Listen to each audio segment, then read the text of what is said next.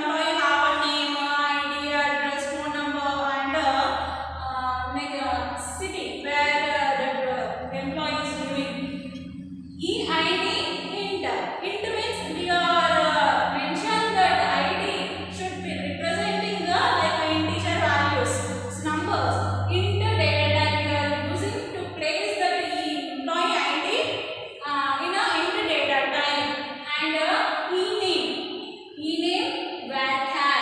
Here I am giving a value. How many characters are stored in a employee name, ename, up to 20.